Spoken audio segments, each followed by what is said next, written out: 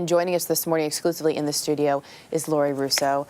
I mean, I feel like I've read this a bunch of times, but to actually sit here and talk to you about it, this story is amazing. You must be feeling an intense sense of relief at this point. Yeah, most definitely. It's nice to be over. You had to sit there in court on Thursday, and he was staring at you.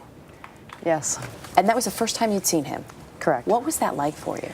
I had seen pictures, but yeah, first time in person, and it was terrifying. But in a lot of respects, it was nice to see justice being done. So what made you decide that you had to tackle this yourself? Well, it happened so quickly. When you get a phone call, you have he's on the phone for maybe a minute. So even if I call 911 or call any of the police force directly, it's hard for them to get there in time.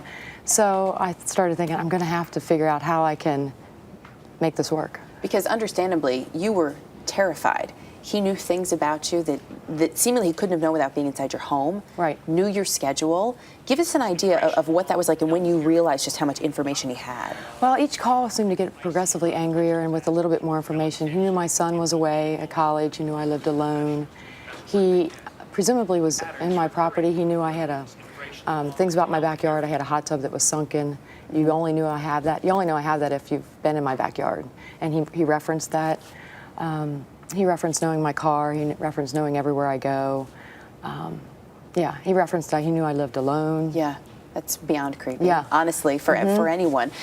So when you start to think about this, all of a sudden you must be second guessing every single person who's around you. You never went to your mailbox without mace? No, I didn't go get the paper without mace. I cut the grass with mace in my hand.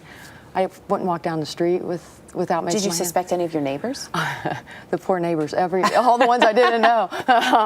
And if they changed the way they had their shades, I'm like, are they looking at me?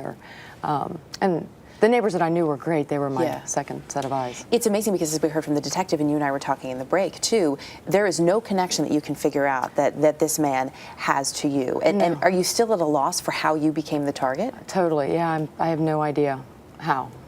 What did the police say about your help in this case? They really appreciated it, and the judge even thanked me for all the help. And the police were great. They couldn't have done more for me, patrolling the street more and just being there. But they were very thankful. I know you're also really appreciative for the young man who was working at the gas station, which finally helped clinch this for you. Yeah, he's the best. Really thankful, because without him and without his non-hesitation to go just get me the license plate number.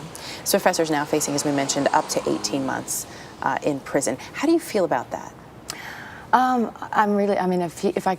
If he could get the max, that's all that you can do with the justice system. But it'll be a relief. Are you still checking over your shoulder all the time? Oh, yeah. Or are you... I think it'll be something that I always do, to a less degree. But Yep. Well, we're happy that it turned out so well for you. Well, thank you so much. And to listen to all of us to be vigilant about those things. Laurie, thanks for spending time with us this morning, sharing your story. You're welcome.